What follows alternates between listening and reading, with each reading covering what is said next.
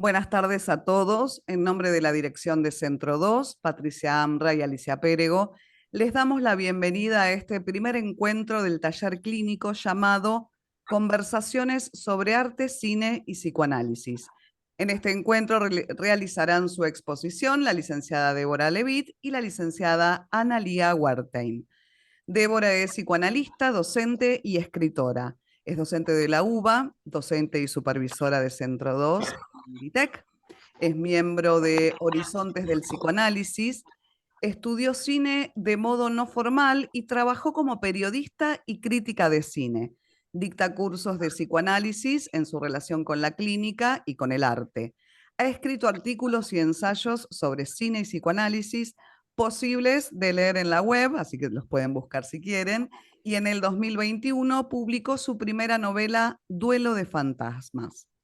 La licenciada Analía Wertheim es licenciada en psicología, psicoanalista, licenciada en artes, egresada de la Universidad de Buenos Aires, es miembro de Horizontes del Psicoanálisis y de EFBA, de la Escuela Freudiana de Buenos Aires. Es artista visual, expone regularmente en el país y en el extranjero.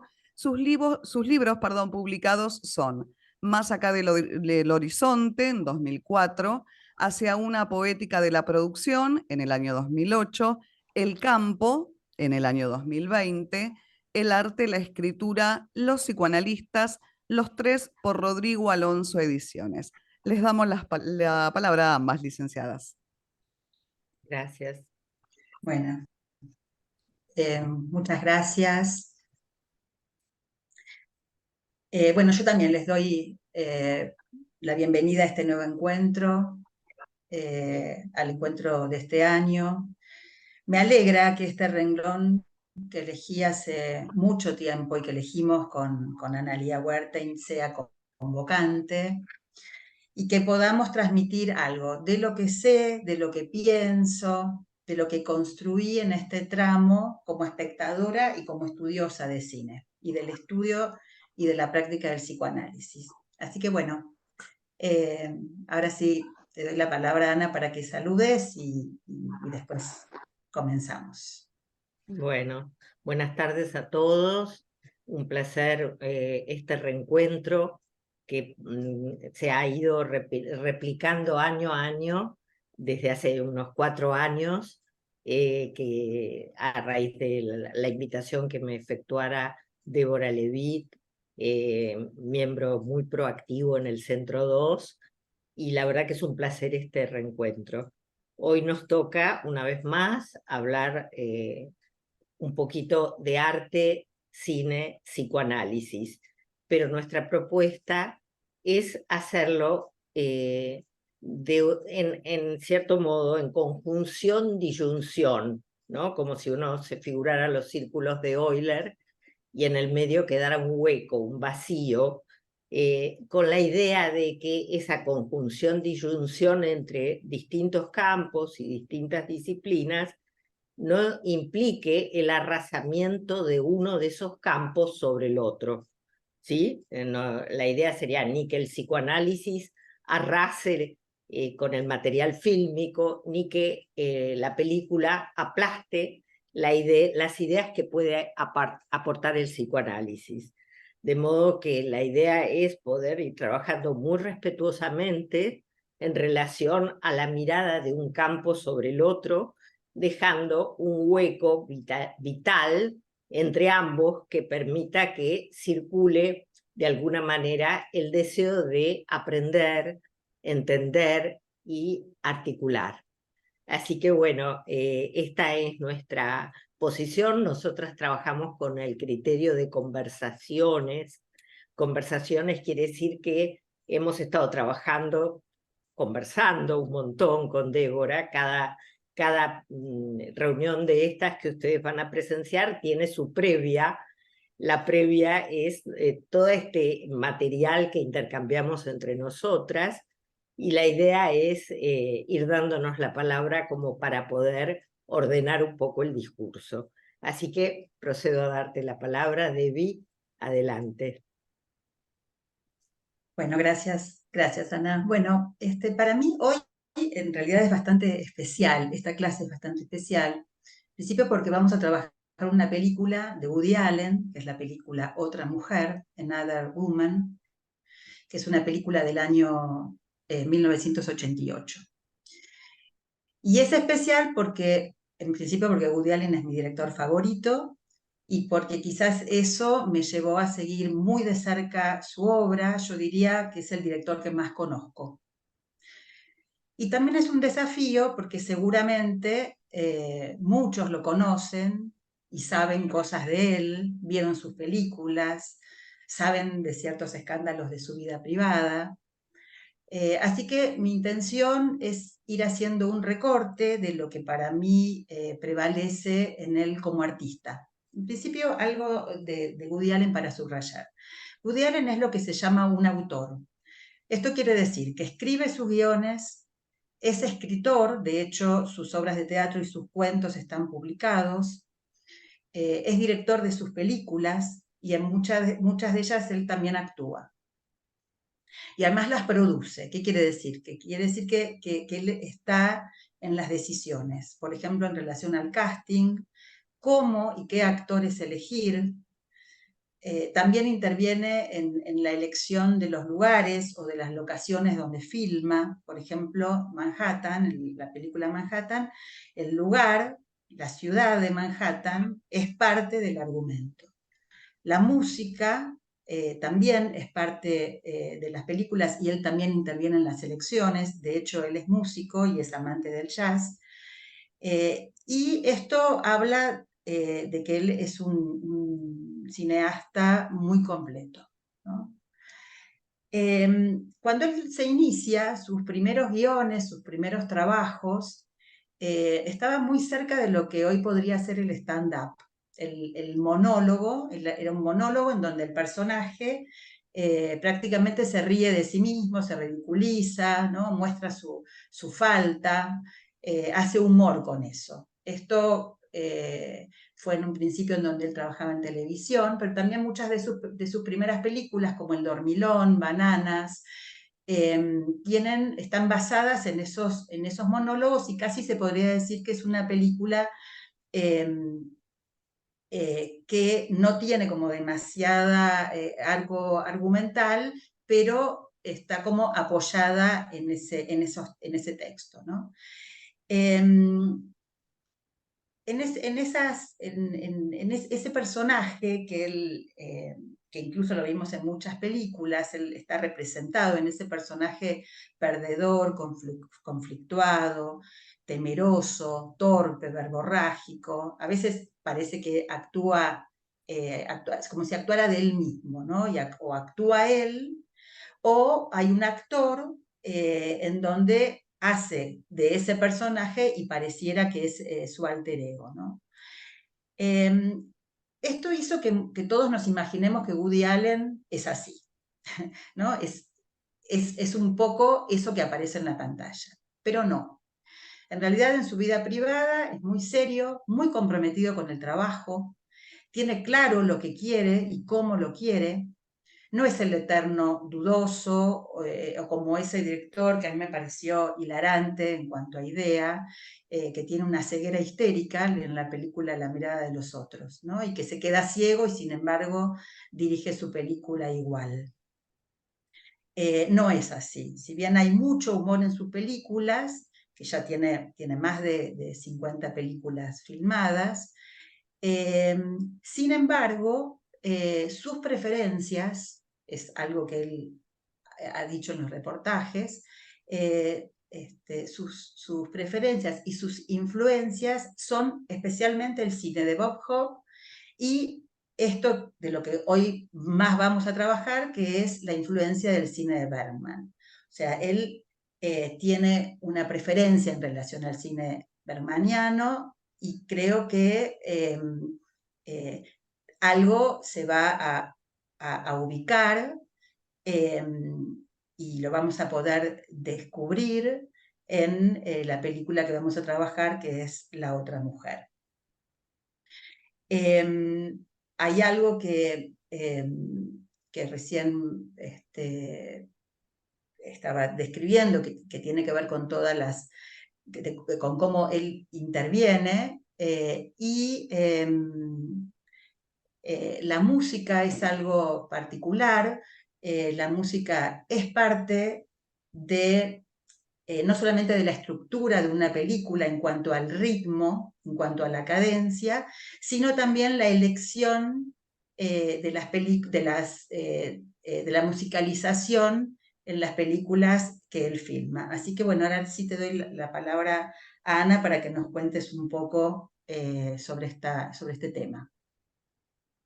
Bueno, retomo la palabra entonces para decir que si uno pensara en dos personajes bien heterogéneos, podría pensar en Bergman por un lado y Woody Allen por el otro, ¿no? Como personas que tienen como historias, crianzas muy diversas.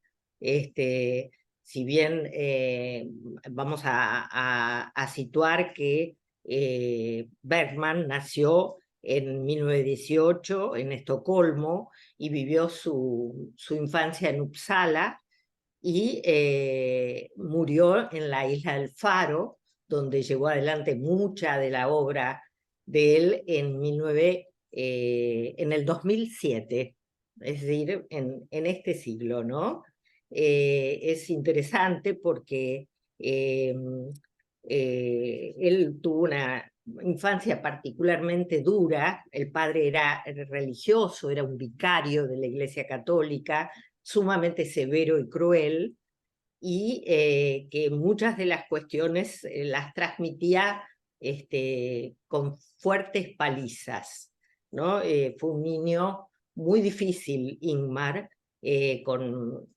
muy frágil físicamente, con accesos de vómitos que le impedían ir a la escuela en muchas oportunidades, y muy castigado por la mirada severa de sus padres. En su madre encontró más bien una mirada siempre luminosa.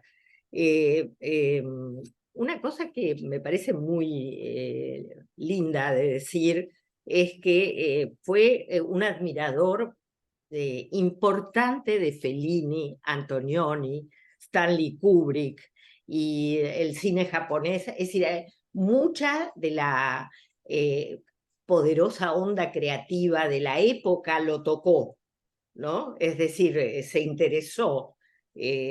Pero yendo a su infancia, lo que me parece como muy interesante es que su primera práctica tuvo que ver con los títeres, con el teatro de títeres, ¿no?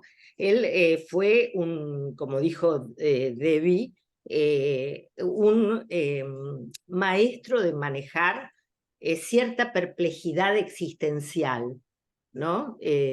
Toda esta cuestión del alma, del vacío infinito, del silencio. Estos eran temas que lo acosaban, diría yo. Y fue un maestro de guiones y un poeta de las imágenes, realmente. Fue director de teatro y de ópera por más de 50 años y filmó alrededor de 40 películas. Las huellas que dejó Bergman se pueden como situar en algunas sobre Woody Allen, diría, ¿no? En algunas películas como Recuerdos de 1980, Septiembre de 1987, La otra mujer que vamos a trabajar en esta oportunidad, de 1988, Sombras y Niebla de 1991, donde los temas recurrentes son la incertidumbre sobre la existencia de Dios, los espejos, el erotismo y las obsesiones de Bergman, que de alguna manera le transmitió a Woody, tienen que ver con el ideal burgués. Por ejemplo, él dice, me acusan de burgués, yo soy netamente un burgués. Y trabajo sobre toda la poética de mi pertenencia social. Es decir, no lo vive como una acusación, sino como un punto de verdad. Le interesaba el arte, era una de sus obsesiones, de Ingmar, el teatro, la familia, la pareja, la muerte, el miedo a la muerte, la idea de la finitud. la angustia, y también la angustia en alguna medida como libertad de la posibilidad, desde la perspectiva de Kierkegaard, de libertad de elección. No solamente es la angustia como algo que caracteriza a la mayor parte de sus personajes, como en El séptimo sello, en Fresas salvajes o en Persona, que son películas donde el trabajo es sobre la angustia directamente, ¿no? La mirada que tiene, lo que caracteriza a Ingmar, que también lo captura a Woody, es el brillante sentido que tiene del espectáculo, ¿no? Eso se ve por sus raíces teatrales en muchísimas de sus películas. Otra obsesión es la cuestión de la iluminación, de la que vamos a hablar un poquito más adelante, y es un gran narrador de historias, de relatos, y busca claramente conectar con el público para emocionarlo. Incluso en algunas de sus películas hay actores explicando lo que sienten al interpretar los personajes, ¿no? Es decir, para él, fíjense lo que era el cine antes. ¿Qué podríamos pensar? El paisaje exterior, las batallas, las guerras, los enfrentamientos, las situaciones callejeras, y la orientación de Ingmar Bergman es hacia un paisaje interior, los rostros. A veces se detiene muchísimos momentos, minutos en un rostro. Los paisajes son paisajes subjetivos, ¿no? Otra cosa que influencia poderosamente a Woody. Woody lo que opina sobre Ingmar es muy interesante, porque él dice, bueno, yo lo conocí a Ingmar, y si querés, Laura, podemos mostrar la carpeta de las fotos de Ingmar, ¿no? Yo lo conocí a Ingmar a partir de que me interesaban las mujeres desnudas. Entonces aparece la primera carpeta, la foto de Verano con Mónica, ¿no? Él dice, A ver si se puede ampliar. A ver si se puede ampliar, Erwin, donde dice el afiche del Verano con Mónica. Fíjate que está ahí la mujer, esa, ¿no? Lo que más le interesaba a Woody Allen y la razón por la que acudió en su ciudad a ver una película europea que se pasaba en ese momento es porque le habían comentado que había mujeres desnudas. No sé si las pudiste... No, no la pude compartir. A ver, estoy intentando otra vez. Bueno, si no, pasamos, es un simple afiche donde se ve a la actriz fundamental, que era Anderson, vestida con ropas muy, muy leves, y él dice, a mí no me interesaba ni toda la postura existencial de Ingmar Bergman, me interesaban las mujeres desnudas, concretamente, ¿no? Después tenemos algunas imágenes de Ingmar, si querés poner, a ver si podés subir las fotos de Ingmar joven, que había separado en una carpeta, la foto 3, la foto 4. Dame un No segundito. sé si está a tu alcance. Sí, Si sí, no, sí. no importa, seguimos conversando, era No sé simplemente... por qué no me está dejando compartir. Solo así en chiquitito. Bueno, entonces tenemos la foto 3, la foto 4, donde se lo ve a Ingmar de joven en su tarea. Era una nota de color nomás poner las fotos, ¿no? Para que ustedes tomaran contacto. Una de sus actrices favoritas, que fue también su mujer y con quien tuvo una hija, fue Lee Bullman. Bueno, el relato que hace Woody acerca de Ingmar es como muy apiadándose de la cruel infancia que tuvo, y lo que toma básicamente de él es la fascinación que le produce la cercanía y la proximidad de los personajes y la profundidad y la hondura de sus sentimientos, como le pasó cuando fue a ver el circo, que fue ya más adelante, donde Woody realmente se encariñó y lo adoptó como el director más importante que conoció en su vida. Y también le interesó mucho el libro que escribió Ingmar, que fue La linterna mágica, en donde él cuenta muy poco de sus películas, muy poco de sus mujeres y mucho de sus anécdotas de infancia, que a Woody lo sorprenden mucho. La beta también que él toma, inspirado en Bergman, es el manejo de la coloratura de la luz, la idea de los sueños, ¿no?, que aparecen en las películas de Ingmar, que él también retoma, y toda la cuestión del erotismo. En Woody es mucho más manifiesto y explícito que en Bergman. En Bergman son siempre esas situaciones que se juegan más en el plano de la palabra o en el de la imagen, pero bueno, sin duda el maestro de maestros para Woody Allen fue Bergman. ¿Puedo retomar algo con esto que estás contando, Ana? La verdad que se pone como muy interesante porque empezamos a hablar de Woody Allen, que parecía que íbamos a hablar de un director que es especialista en humor, que se especializa en películas cómicas. De hecho, me imagino que a todos les habrá pasado, pero a mí me da mucha risa. Yo suelo reírme en las películas de Woody Allen. Pero también encontrar este contrapunto en la obra de Woody Allen y su vinculación con Bergman, que es un director que se caracteriza por la seriedad, me parece como un punto, un hallazgo.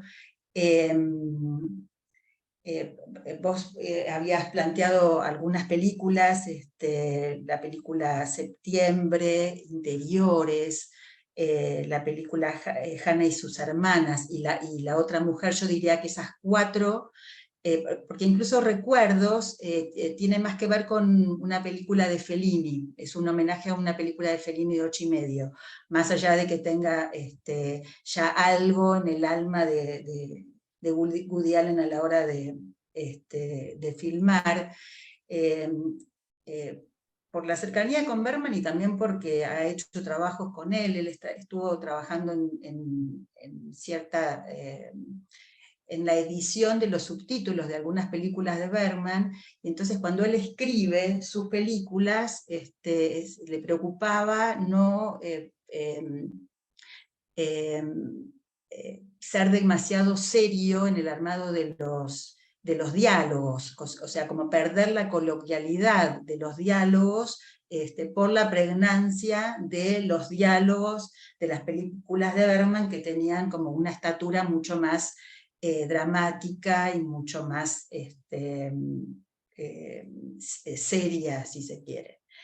Entonces, bueno, ¿qué otros elementos hay en común, ¿no?, en este periodo bergmaniano? Primero, hay algo que a mí me parece, que siempre me pareció muy admirable, que es el conocimiento que tiene Woody Allen sobre el psiquismo de los personajes femeninos. Cómo conoce la interioridad y el pensamiento de la mujer. De hecho, bueno, Interiores es una película que no solamente está filmada siempre en interiores, que es adentro de una casa, sino que también apunta a pensar en la interioridad de los personajes, ¿no? Qué es lo que pasa por dentro de esa familia y por dentro de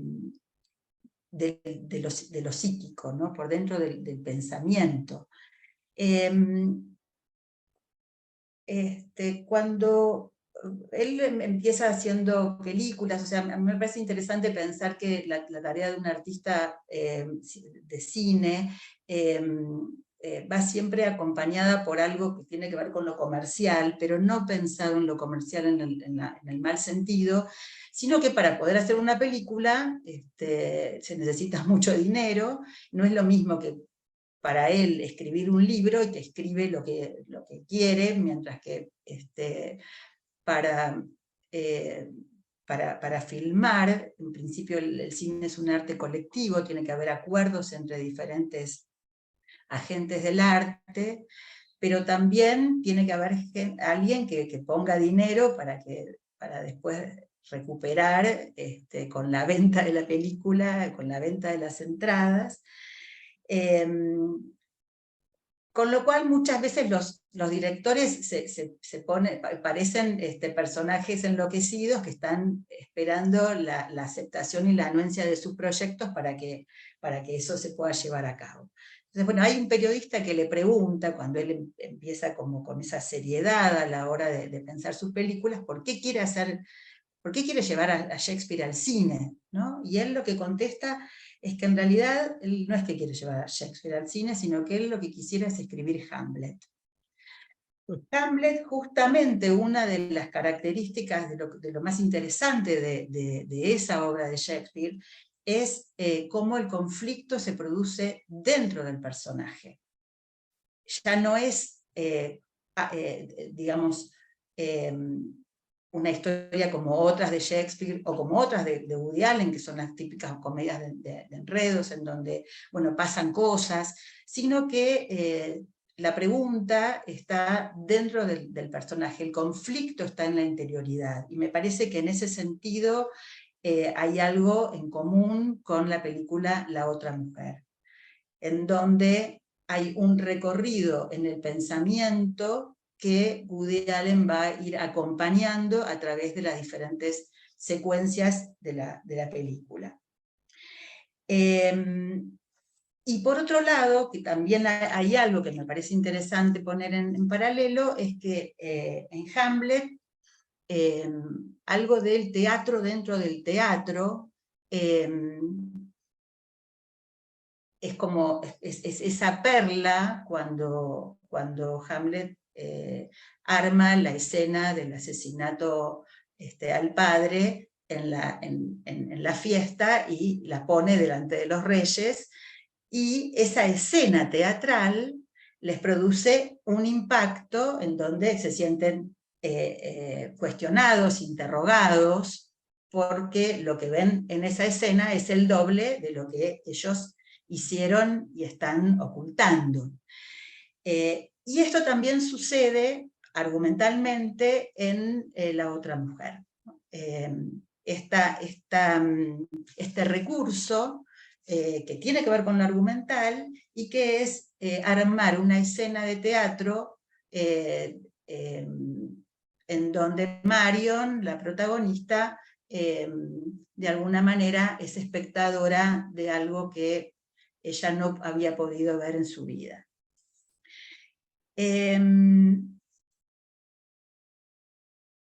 Bueno, ¿qué más? Bueno, yo creo que con respecto a la vinculación del teatro con Bergman y entre Woody Allen y Bergman, estaría listo, y quisiera que vos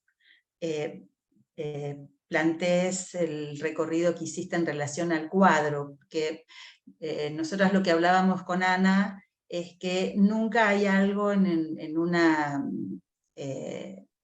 escena del cine, en lo que sería la puesta en escena, nunca hay elementos puestos al azar, sino que todo, de alguna manera, lo que se pone ahí, los objetos que se ponen en escena, están puestas por algo, tienen que ver con una decisión, ya sea del director o del escenógrafo, y esa puesta en escena, esos objetos van a producir otro sentido, un sentido diferente a ser leído. En esta película en particular aparece un cuadro que Ana va a tener en este momento la generosidad de traer y de explicar con todos los conocimientos que tiene Ana de arte. Así que bueno, te doy la palabra, no sé si... Me gustaría, para ver si Laura puede esta vez subir la obra de Gustav Klimt y el retrato. Laura, ¿podrás? Sí, lo voy a intentar. De todas maneras te cuento, lo que no pude compartir hace un ratito lo mandé por chat para que todos lo puedan ver. ¿Sí? Sí, lo vi. Ok. Muy bien Bueno, ahí. el Bueno, retrato. entonces ahora vamos a ver si podemos... No, ese no, no es el... Eso es no. lo de... Vamos a ver Klimt. Ah, Klimt. ahí Las va. obras que vos nombraste, ahí está. Esa Perfecto. carta. Vamos a conocerlo primero a Klimt. Acá lo vemos. A ver si la podés abrir. Sí, si me deja, con todo gusto. Si no, yo también Comparto. intento, voy a ver si puedo Dale. hacerlo. Yo tengo autorización para compartir pantalla, ¿no es cierto? Sí, las dos lo tienen. Ok, A ver, abrir. espérate, no sé cómo salir de acá. No sé por qué las muestra. A ver, vamos a hacer así. No, tampoco me deja ampliarlas.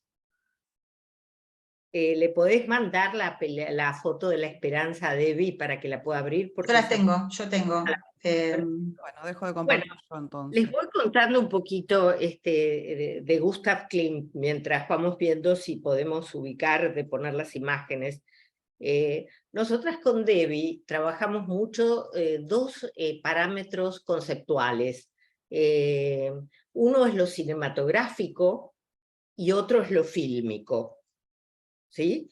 Lo cinematográfico, como Debbie les va a explicar, tiene que ver con todos los recursos técnicos, visuales, de manejo de la edición de la película. Lo propiamente técnico, digamos. Y lo fílmico tiene que ver con justamente esto, todo el entorno que hace a la película.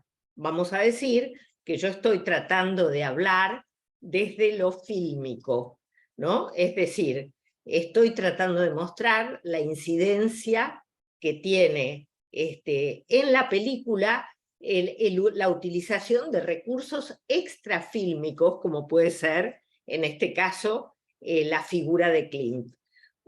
Klimt ¿Apareció? ¿Ustedes la ven? Una de las fotos, pero no la que vamos a trabajar. Si querés pasar otras, este es Gustav Klimt. ¿Esa? Este es Gustav Klimt.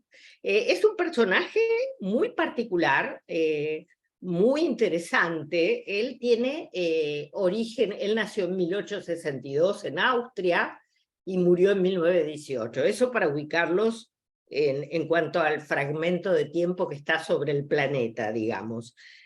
Gustav Klimt lo que tiene como particularidad es que es el segundo de 7 hermanos, y son hijos de un orfebre grabador que utilizaba el oro como recurso específico en su arte. Todos los muchachos de la familia, eran 4 muchachos y 3 chicas, tienen aptitudes artísticas bastante significativas, y Gustav Klimt a los 14 años, por su talento, logró entrar en la academia para formarse como artista. Y se puede decir que a los 30 años ya era famoso y ya estaba en condiciones de mantener a su propia familia, a su propia parentela, ¿no? Que era muy importante en esa época los recursos, ¿no? Fíjense, me gustaría que subas las pinturas, las que quieras, porque lo que quiero transmitir es las influencias que vemos. Este es Gustav Klimt. Acá está. No, espérate. Este es un verano con Mónica. A ver si podés subir. Ahí está. Fíjense que son superficies planas, muy originales, sobre un espacio pictórico aplanado, donde lo que está en juego es claras influencias de la cultura bizantina, ¿no? Del medioevo.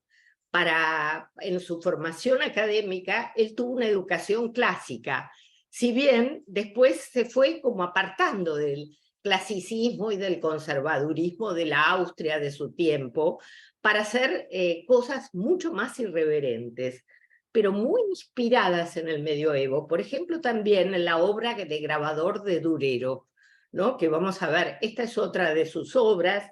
Fíjense qué revolución en este momento de la creación de la obra de él, lo absolutamente diferente de su concepción del espacio. Construye acá como una figura central donde se hacen tipo patchwork todas las figuras, y tiene mucho que ver con su tradición de decorador. Él se desarrolla como decorador de interiores. Este es el retrato de Adele, que ustedes vieron cómo era la película. Hubo una película donde después se le rescata al nazismo esta obra de Adele, y va a Nueva York, ¿no? Con Helen Mirren. Con Helen Mirren. Helen Mirren, no me acuerdo exactamente, pero sí, recupera esos cuadros de una familia húngara.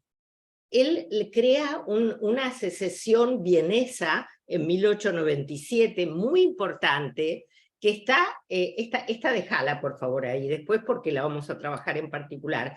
La secesión vienesa está totalmente de la mano del Art Nouveau, de los Arts and Crafts, de toda la revolución que se genera a partir de la decoración y de las influencias de los grabadores en todos los artistas. Por ejemplo, en París está el Metro de Guimard, todo el Art Nouveau, esa cosa floral, abstracta, que rompe con toda la tradición del siglo XIX, ¿no? A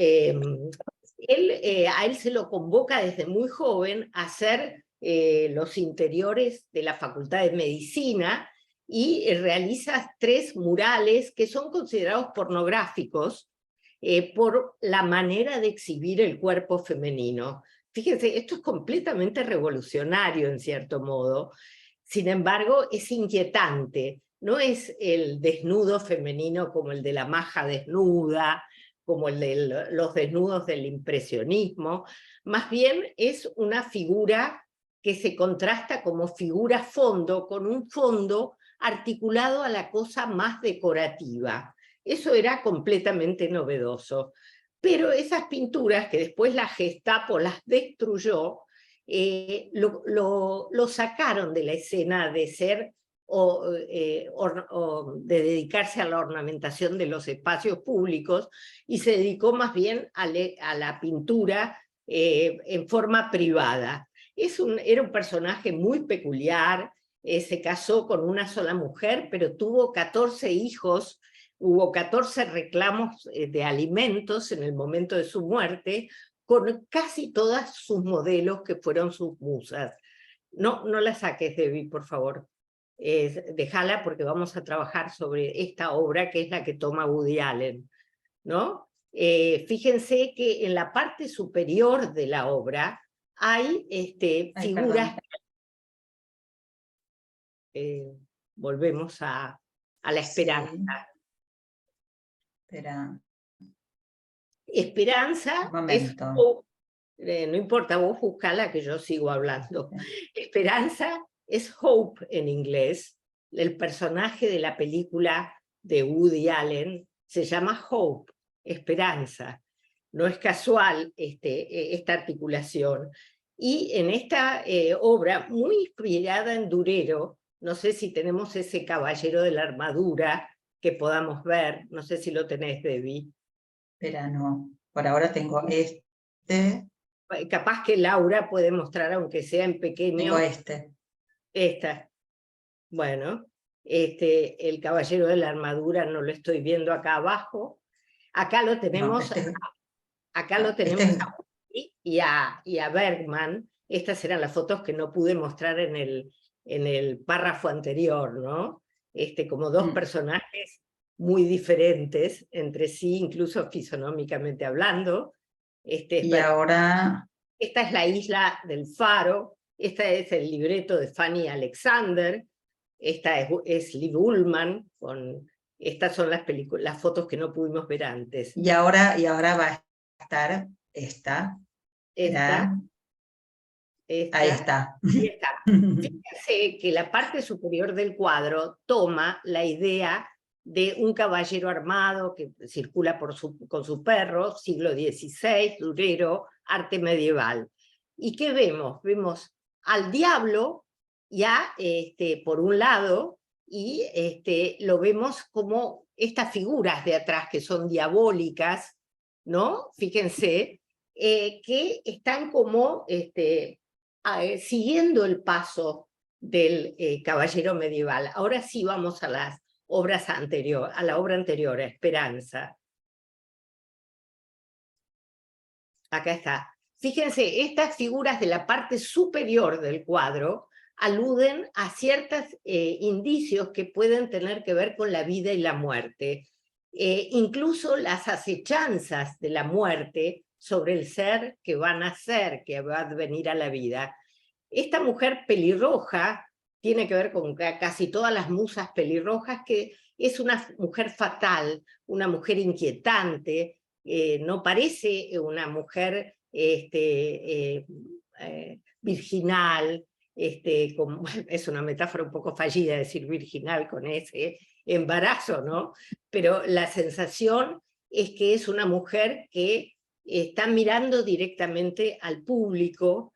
Fíjense el manejo de las carnaciones, de cómo trabaja el cuerpo humano, con pequeñas modulaciones a lo Masaccio, ¿no? Como creando un concepto de luz y sombra difuso para crear la sensación de volumen. Pero no deja de estar acompañada esta obra que tiene ese título tan particular, La Esperanza, con estas figuras inquietantes que tienen que ver con lo diabólico, con la presencia de la muerte, con la idea de la finitud, con la idea de la angustia, la inquietud, ¿no? Es decir, como en la obra de Gustav Klimt aparece también algo que le es afín tanto a Ingmar Bergman en relación al manejo de lo inquietante y de la angustia, como a Woody Allen cuando incluye desde el punto de vista fílmico un lugar, le da un lugar tan importante a esta obra que se llama como el personaje de la película Hope. Bueno, esto es para dar algún indicio. Seguimos con Debbie, entonces. Bueno, sí, voy a retomar algo en relación a algo que estuvimos viendo recién. Voy a tomar algunas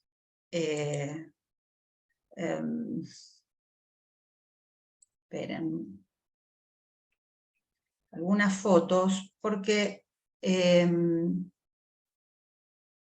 lo iba a hacer después, pero me parece en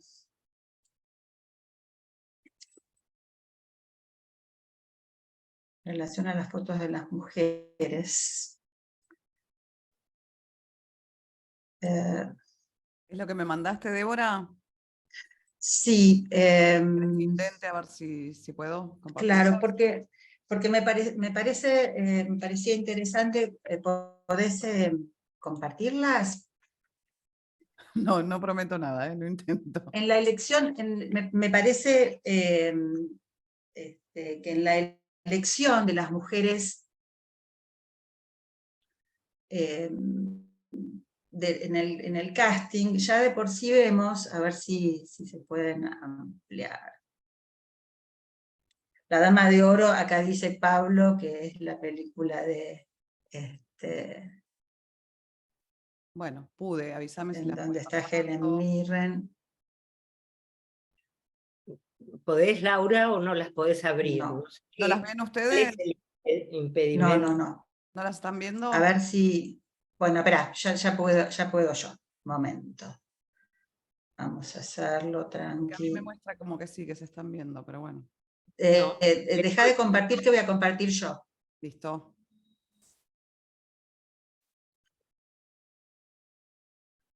Bueno, acá tenemos en la película la historia de Marion. Tiene que ver con un encuentro con distintas mujeres, pero yo lo que quería era mostrar, recién vimos las fotos de Lee Bullman, cómo todas las mujeres que aparecen, las actrices, tienen una característica similar, ¿no?, a estas mujeres rubias suecas.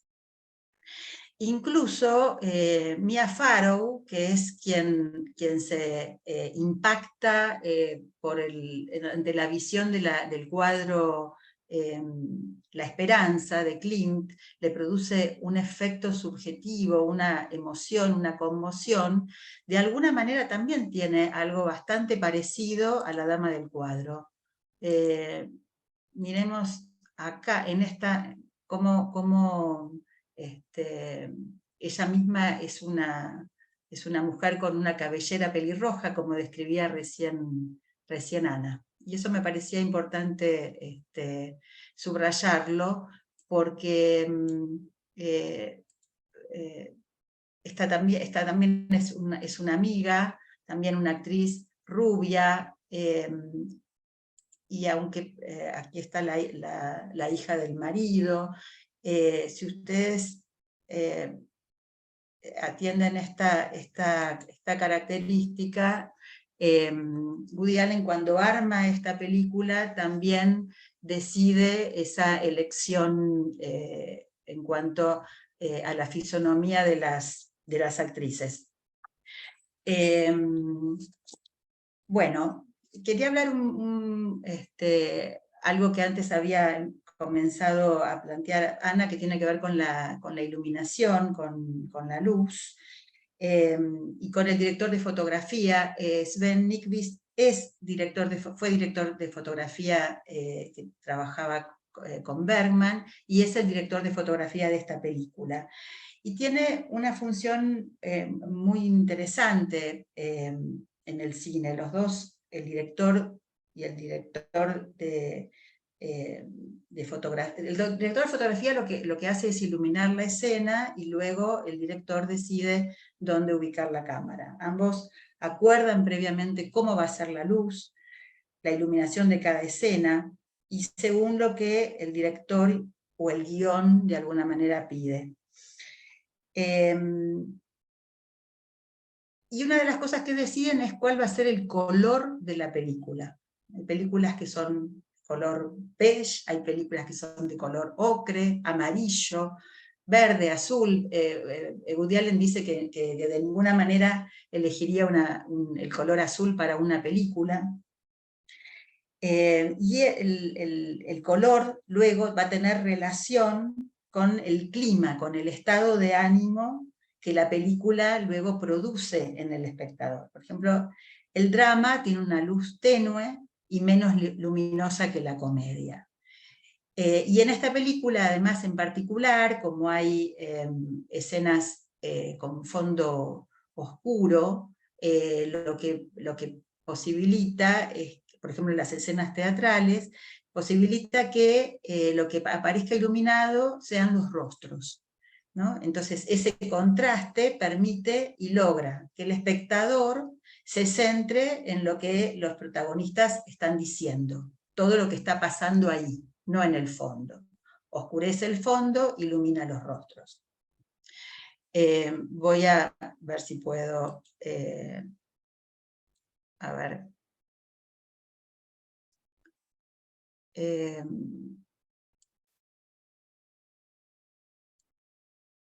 compartir.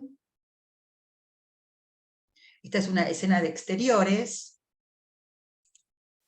pero, por ejemplo, en esta película, en esta secuencia en donde hay una interioridad, se ve no solamente lo opaco, como momento en relación a esa instancia de encuentro entre estas dos mujeres, sino siempre ese color como amarronado, ¿no?, de la luz. Esta es una escena de exteriores, pero siempre persiste el color beige, marrón, ocre. Recuerdo que cuando estábamos charlando con Ana y preparando la clase, ella me dice en un momento, ¿es en blanco y negro la película, en sepia, o es con colores? Porque realmente el recuerdo de la película tiene esa coloración muy tenue, muy ocre, muy amarilla. Acá hay una escena que me parece muy rica en cuanto al uso de los objetos, está el uso de una máscara. Marion, que es Gina Rowland, es una actriz que Woody Allen elige para ser el protagónico, y si uno mira, tiene realmente un parecido a las actrices suecas, ¿no?, de origen europeo.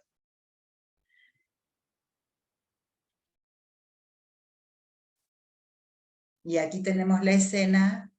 Observen siempre cómo la iluminación está, digamos, al servicio de la creación de un clima, y esto que decía que es el objeto de la máscara, ¿no?, como elemento de la puesta. Aquí están en el Central Park, que es un lugar que aparece siempre en las películas de Woody Allen, y también esta escena, cuando vean la película, van a ver cómo aparece todo oscuro y Nyquist solamente ilumina los rostros para contar qué es lo que pasa entre ellos. ¿Querés contarnos algo, Ana, de lo que de esto del color en las películas? Bueno, esa es una de las adquisiciones que toma de Bergman, ¿no? Bergman se maneja permanentemente, generalmente muchas de sus películas son en blanco y negro, y utiliza lo que se llama una luz gótica, que es una luz, una luminosidad en la oscuridad, digamos, podríamos llamarla así, que estaba completamente en desuso ya, en la época de Bergman mismo, y que Woody retoma, ¿no? Ese tipo de coloratura le permite a él jugar con los paisajes interiores, ¿no? Fíjense que todo lo que despliega Woody es inspirado en Bergman, es los paisajes interiores, y el parecido de Gina Rowland con Lee Bullman es notable, ¿no? Incluso la manera de usar el cabello recogido prácticamente durante toda la película. Es decir, a esos personajes que para Woody fueron icónicos, ¿no? Esas mujeres, la Ingrid Bergman, la Lee Bullman, la Anderson, son personajes icónicos que él los recaptura en su propia obra. ¿Y cómo los hace jugar? A través del claroscuro, ¿no? Se transforma en un pintor de claroscuro, a través de la mirada del fotógrafo del mismo Bergman. Fíjense qué interesante este puente que toma como iluminador y fotógrafo al director de fotografía e iluminación del mismo Ingmar Bergman, ¿no? Que para él verdaderamente debe haber sido un lujo, una oportunidad única de acercarse a lo que él considera el mejor de los directores. La problemática del manejo de la luz es muy barroca, es una luz barroca, la luz del claroscuro es una luz propia del barroco, ¿no? Donde en general la profundidad de la imagen se muestra por la manera de manejar la incidencia de la luz y el color. Así que realmente un punto, podríamos decir, de intersección muy central entre la obra de Bergman y Woody Allen es el manejo de la luz. Debbie. Sí, espérate, para ilustrar un poco lo que vos estabas contando recién.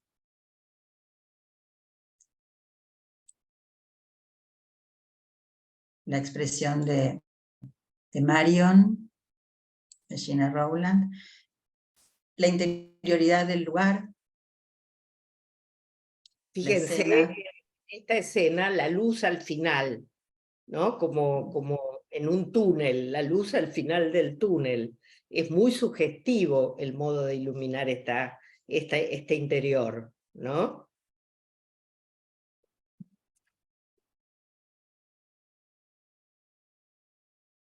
Bueno.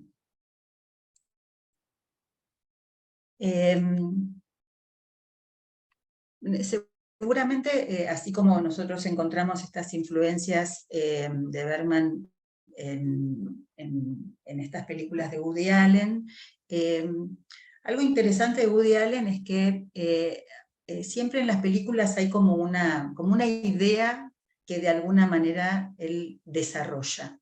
Y muchas veces, sobre todo para muchos de nosotros que conocemos muchas películas y que podemos pensarlo más en relación a lo que es toda su obra, vamos a ir encontrando elementos que aparecen y en algunos puntos más desarrollados en unas películas que en otras. Como si una idea diera como para más, ¿no? Como que, bueno, esto que de alguna manera lo puso en esta película, lo conserva y lo desarrolla en otra. Y por ejemplo, acá hay un elemento que es casi, podríamos pensarlo como un fantasma de Woody Allen, más allá que nosotros no hacemos psicoanálisis y no psicoanalizamos al director, pero hay algo de esta idea, esta fantasía de Woody Allen, de meterse dentro del consultorio psicoanalítico de otro, ¿no? Y creo que a nosotros, aquí todos como psicoanalistas, generalmente tenemos alguna viñeta para contar, sobre todo en este tiempo que estuvimos haciendo, ya sea como pacientes o como analistas, haciendo tratamientos online, y que siempre alguien contaba que había aparecido algún otro detrás de la puerta metiéndose en el consultorio, etcétera, etcétera, cosas, o gente que se tuvo que ir al auto porque si no en la casa todos escuchaban sus sesiones. Bueno, Woody Allen parte también de esta idea, de este fantasma de escuchar la sesión de otro, y bueno, hacia qué lado dispara. Por ejemplo, en la película Todos dicen te quiero, que es una película musical, la hija del protagonista, que es Woody Allen, le pasa esto, que escucha detrás de la puerta que tiene una vecina que es psicoanalista, y entonces Julia Roberts se atiende con esa psicoanalista, y ella escucha todo, ¿no? Y se lo cuenta al padre, y el padre justamente la había visto caminar por las calles. A Julia Roberts le había encantado, obviamente, y entonces, ¿qué hace? Se ubica en la habitación de al lado, empieza a tener información sobre las fantasías eróticas de Julia Roberts, y entonces después cuando la invita a salir, empieza como a desplegar y a hacer todo para seducirla, conociendo cuáles eran sus fantasías más íntimas, ¿no? Como si se pudiera contar con eso, ¿no? Como si eso fuera posible. Digo, como si uno supiera acerca del deseo. Hay otra película, Alice, en donde también sucede algo similar. En Alice hay algo mágico, que es que alguien puede, tomando unos polvitos, hacerse invisible. Entonces, Alice le da ese polvito mágico que se los dio un médico chino a su amante, y el amante toma esos polvitos, se vuelve invisible, ¿y qué hace con su invisibilidad? Aprovecha y se mete en el consultorio del psicoanalista de su mujer cuando su mujer está en sesión, y también se entera por dónde iba el análisis de su ex esposa. Así que bueno, esto en esta película, miren para cuánto, ¿no?, da esa idea. En este caso, bueno, esto es para los que todavía no vieron la película, de todos modos es algo que aparece en los primeros minutos, así que no estoy contando el final. A Mariam le pasa esto, le pasa que está en su estudio, escribiendo su libro, su tesis, y empieza a escuchar de un lugar que parece que dejaba pasar el sonido, las sesiones de una paciente del psicoanalista que es vecino a su departamento. Y esa voz, ¿no? Esa voz, primero pone algo para no escuchar porque la molesta, pero después saca eso, es un almohadón que pone, porque se ve sumamente convocada, interesada en qué es lo que se dice ahí. Y ese discurso, esa palabra, esa voz, que primero resulta molesto, después termina resultando sumamente inquietante, sumamente interesante, y le produce a ella misma un efecto que luego va a ser como de alguna manera el recorrido por donde va a andar durante todo el argumento de la película. Quiero contar algunas líneas estéticas del discurso fílmico en la estructura de esta película, ¿no?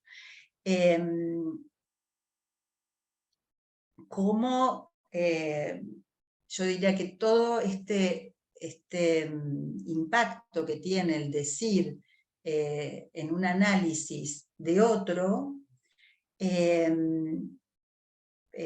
produce de alguna manera también un análisis como si fuese una metáfora, ¿no?, de un recorrido de un análisis en la protagonista. Me parece interesante porque de lo que se habla es de los efectos de la palabra, así como como también antes hablamos del efecto que tiene el cuadro y el arte en Mia Farrow, que es esa paciente, esa vecina, también hay un efecto de la palabra en Marion. La película tiene un tiempo lineal en donde van sucediendo algunas situaciones en orden secuencial, pero también hay un recorrido al pasado, que está contado en forma de flashback, o está contada en forma de sueños, o de pensamientos, y en general están todos tratados como con la misma estética. No hay una diferencia en cuanto a la iluminación, o en cuanto a la rugosidad de la imagen, sino que queda del lado del espectador, que pueda discernir si esto es algo que está pasando, o es algo que ya está recordando, o es algo que ya está imaginando o soñando. A veces sí dice, soñé, tuve un sueño. Y esto me parece interesante porque apela a generar un clima en el espectador, y que sea el espectador quien complete la idea y el nivel de realidad, o el plano de realidad de cada escena y de cada secuencia. La cadencia del uso de la cámara es muy interesante. Woody Allen mismo dice que utiliza la cámara de una manera poética, ¿no?, como con poesía, que el drama le permite el uso de una cámara más poético que las comedias, en donde todo aparece como mucho más apurado, y que incluso muchas veces está completado con temas musicales que son con un ritmo acelerado. En cambio, en esta película, incluso la música de Eric Satie o algún tema de Cole Porter tienen una suavidad, una dulzura, si se quiere, que lleva, que lo logra también en la transmisión al espectador, ¿no? Creo que los que vieron la película ahora van a sentir esa sensación como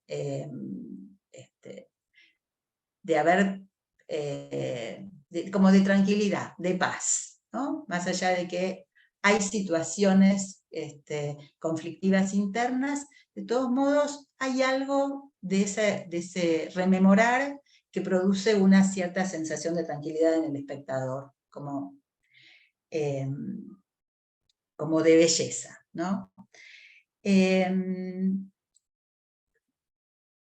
La forma que tiene Woody Allen de filmar las escenas dramáticas son bastante similares siempre. Él lo que dice es que, no sé si lo dije antes, que él no necesita ser buen director, que él con contratar excelentes actores le basta, porque pone la cámara ahí y sabe que los actores se van a hacer cargo de hacer su monólogo, su discurso, su texto, y van a lograr toda la transmisión de eso que están sintiendo.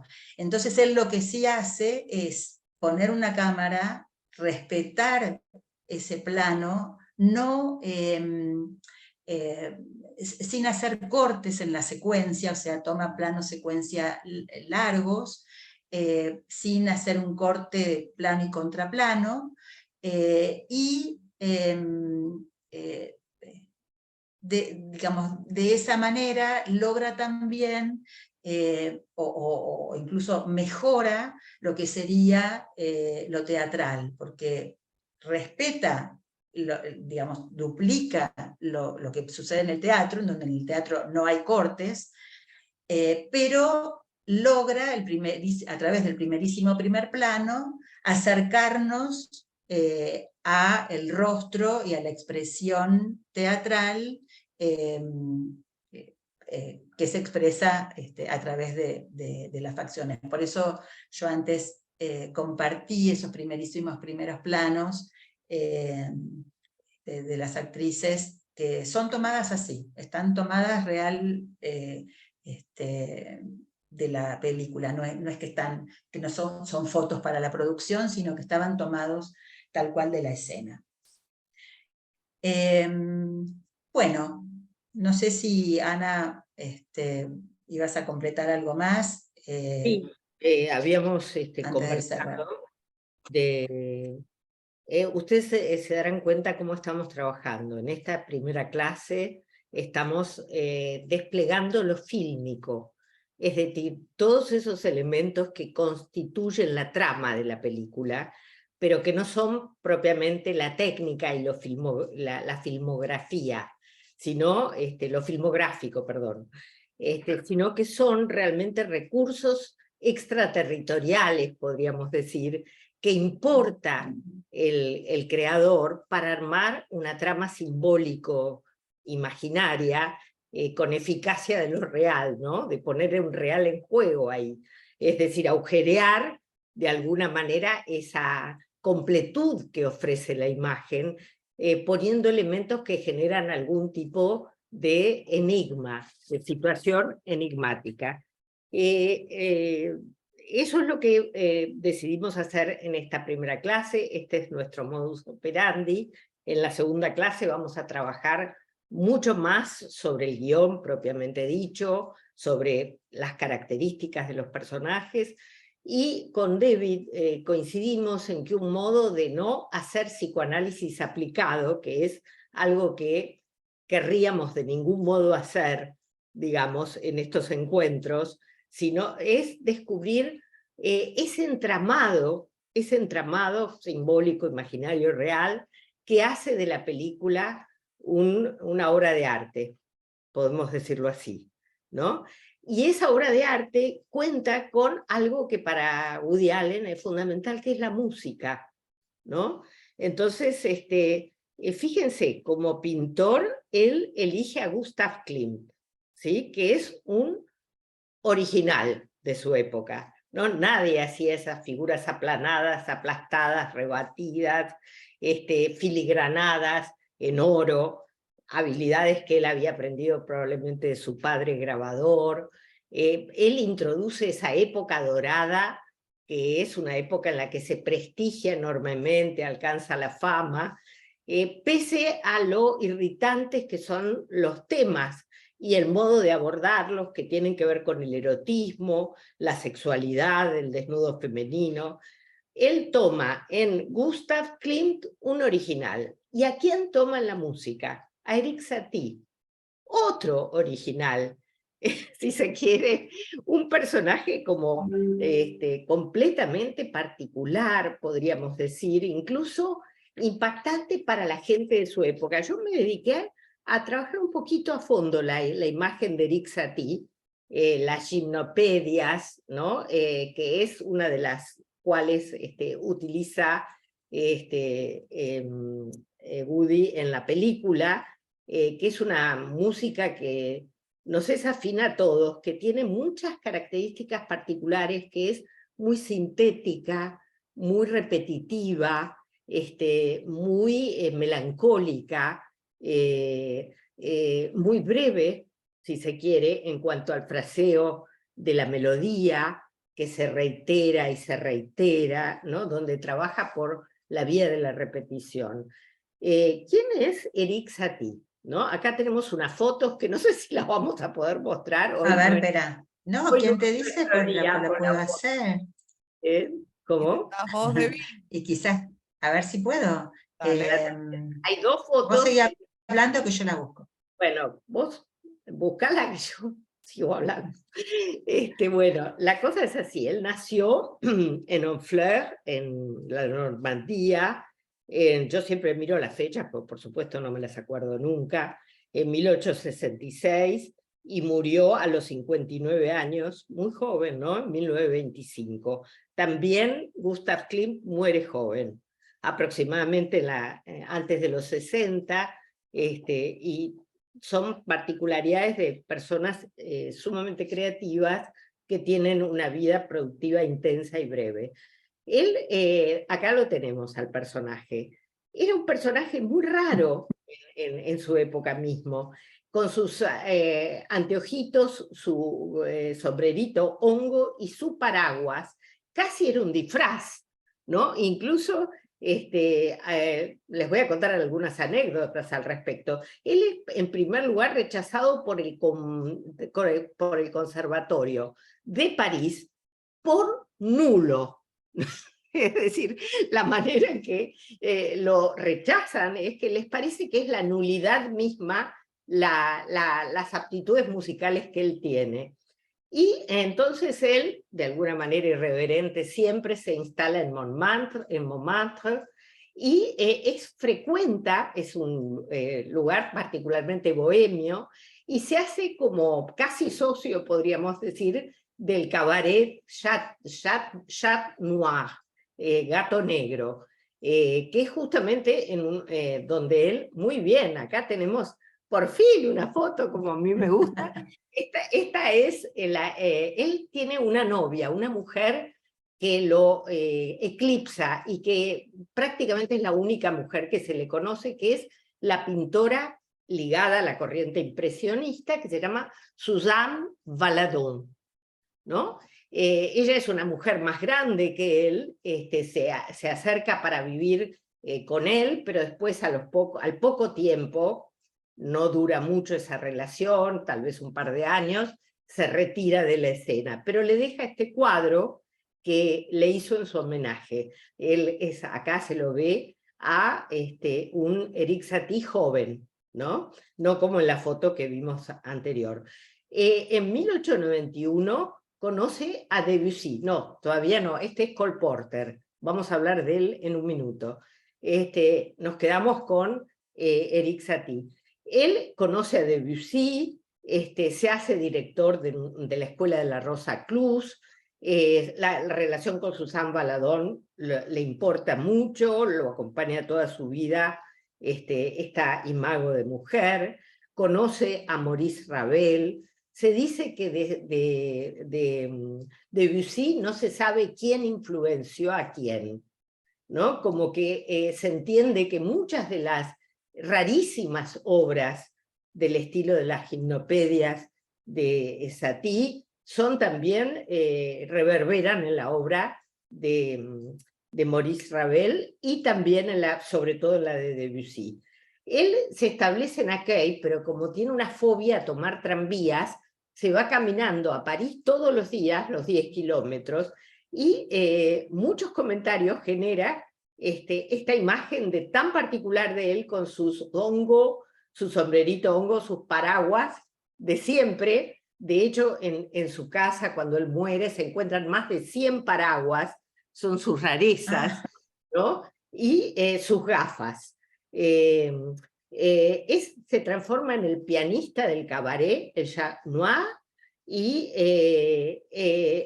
ahí recibe muchas críticas acerca de su música y toma una decisión ya grande, más cerca de los 30, de entrar a la Schola Cantorum para realmente perfeccionar su método compositivo. Y la completa, la hace con mucho interés y la completa, cosa que sorprende a sus coetáneos que lo veían grande para haber empezado como una academia a esa edad. Muchas de sus piezas son cómicas y tienen textos. Y, por ejemplo, Memorias de un amnésico es uno de los cuadernos que le escribe, o Cuadernos de un mamífero. Siempre hay una cosa de ironía, de burla, de cosa loca, podríamos decir, que escapaba a la comprensión de muchos de sus coetáneos. Él fue muy amigo de las vanguardias, de todas las vanguardias estéticas de su tiempo. Y, por ejemplo, conoce en 1915 a Jean Cocteau, trabaja en el Ballet Parade con los decorados de Picasso, conoce a Tristan Tzara, a los surrealistas, a André Derain, a Man Ray, André Breton. Fíjense, está entramado así, con piel y pecho, a toda la intelectualidad revolucionaria de su época. Y conoce a Duchamp, a Picabia, trabaja con ellos, pintores de las vanguardias si los hay, y se reafirma en ese entorno para introducir sus ideas vanguardistas, que son, él dice que no hay que aburrir al espectador, que las ideas musicales tienen que ser muy breves y que tienen que ser entretenidas. Es un pintor que trabaja sobre todo en el minimalismo a partir de estas ideas de síntesis que tiene y en el impresionismo musical. Incluso deja de separar la obra por compases, ¿no? Fíjense qué revolucionaria es toda su intervención en el espíritu musical de su época. Todo este despliegue fantasioso tiene mucho que ver con su historia personal. Él es huérfano de madre desde muy chico, razón por la cual su padre se va a trabajar a París, y todas estas historias fantásticas que lo habitan tienen mucho que ver con la crianza de su abuelo y de su tío, que lo ayudaban a desplegar a fondo sus propias fantasías. Bueno, como les dije, muere muy joven, y es una figura que también extremadamente original, que se despega de las corrientes tradicionales, junto con Gustav Klimt, que también habita esta película a partir de su música, que la vamos a ver y escuchar en nuestra próxima reunión. Sí, David. Bueno, yo creo, sabes que son 16:26. Tenemos que ir cerrando. Pero porque podemos... me gustaría, sí, me gustaría dos cosas. En principio, ver si alguien quiere hacer algún comentario, alguna pregunta. Yo quiero decir algo más que Sí. necesito decir, que es la importancia que tiene también en la película, como otra cosa, me enganché con es Cole Porter, ¿no? Cole Porter es gracioso porque es otro de los fragmentos musicales amados por Woody Allen. Y bueno, Cole Porter es un muchacho educado que estudia en Yale, que estudia abogacía, que vive en Francia, porque se decide alistar en la legión extranjera con los franceses, que vuelve después de la Segunda Guerra a París y se instala en París, y que tiene una cantidad de temas absolutamente reconocibles por todos nosotros que habitan. Por todos, y además, y siempre, perdón que interrumpa, siempre en todas las películas de Woody Allen hay algunos 2 o 3 temas de Cole Porter, y además él habla de él y lo personifica en la película Medianoche en París, Midnight in Paris, y entonces ahí él aparece y cuenta algo de la vida de Cole Porter. Sí. Que todos conocemos, estoy segura, Night and Day. Night and Day. Heart Belong to Daddy, ¿no? Que es otra de las músicas de él, Begin to Begin, que cantaron maravillosamente Ella Fitzgerald, Frank Sinatra. Es decir, fíjense cómo él es un hombre de su tiempo y cómo la figura de Cole Porter, que ya les digo, no es el prototipo del jazzista convencional, sino que es un hombre que tiene una educación particular, que realmente hace un gran desarrollo en comedia musical. Es uno de los ídolos que toma Woody para esta película. Bueno, no digo nada más. No podía dejar de hablar de Cole Porter. Sí, porque además teníamos ahí la fotito. Yo, de todos modos, bueno, tenemos la segunda clase, así que seguramente que podemos agregar algunas cosas que nos hayan quedado pendientes hoy, más allá de que en la próxima clase vamos a trabajar como en más profundidad todo lo que tiene que ver con el argumento, toda la articulación que nosotras pensamos en relación a hoy quizás con otras películas, pero quizás también con algunas cuestiones de algunas ideas acerca y algunos conceptos del psicoanálisis. Yo voy a dejar igual como unas 3 preguntitas o 2 preguntitas para que piensen los que están acá y la puedan pensar para la próxima. Una es, ¿por qué se llama la película La otra mujer? ¿Cuál sería la polisemia que tiene, si la tiene, este título? Así que bueno, como para que lo puedan pensar mientras ven la película. Otra es cómo pensar la fantasmática e incluir el tema de la maternidad en el argumento, en la historia, ¿no? ¿Qué pasaría con la maternidad en esta película, en donde va a aparecer en distintos puntos? Y otra, bueno, cuando la vean, ¿qué parentesco encuentran con otras películas de Woody Allen? ¿No? Algunas por ahí hoy nombramos, pero puede ser que dispare para otras. Sería bueno escucharlos a si alguien quiere incluirse y decir alguna cosa o comentar y algo. ahora, exacto, podemos abrir los micrófonos para los que quieran Laura puede abrir los micrófonos. decir algo. Cada uno el que quiera hablar, activa su audio y puede hablar tranquilamente. Buenas, yo quería preguntar, que lo preguntaron ahí en el chat, en relación a los subtítulos. No pude encontrar cómo agregarle los subtítulos a la película. No, Bueno, no está subtitulada. Bueno, por ahí viene es algo más. la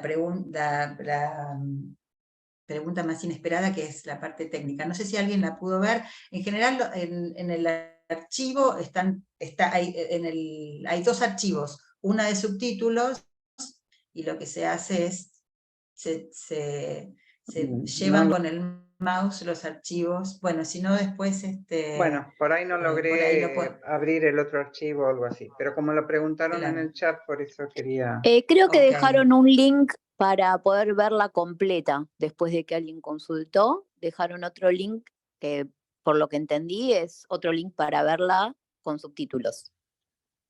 Bueno.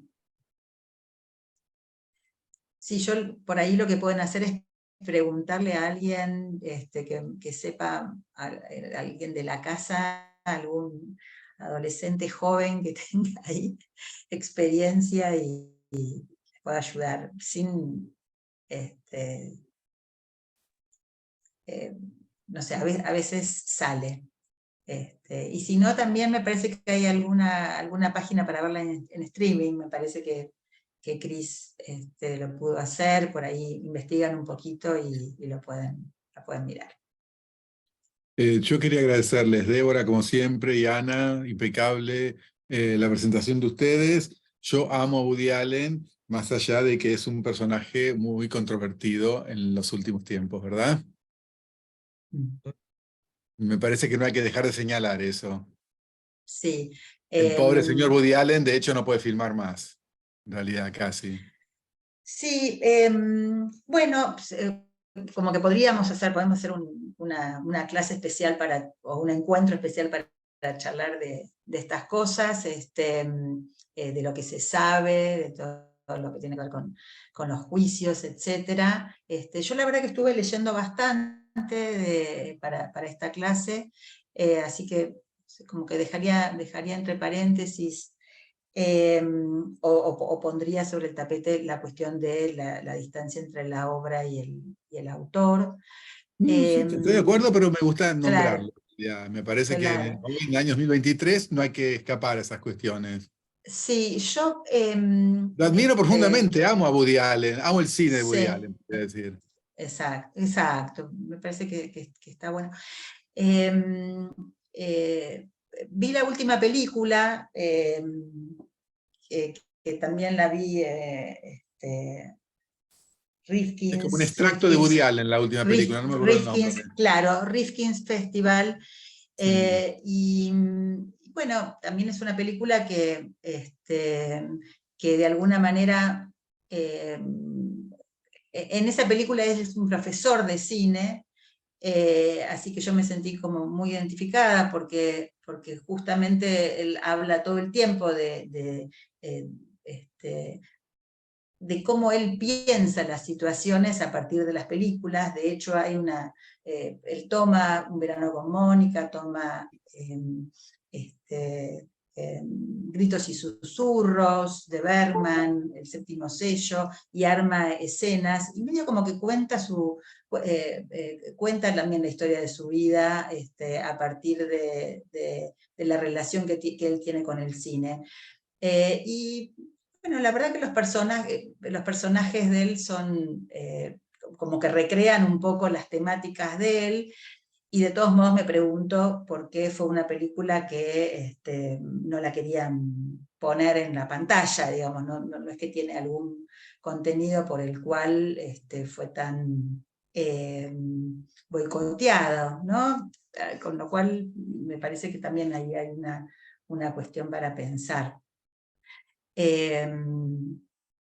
Pero sí, además yo sé, Pablo, que siempre hemos charlado películas de él y siempre le encontramos algo interesante para decir.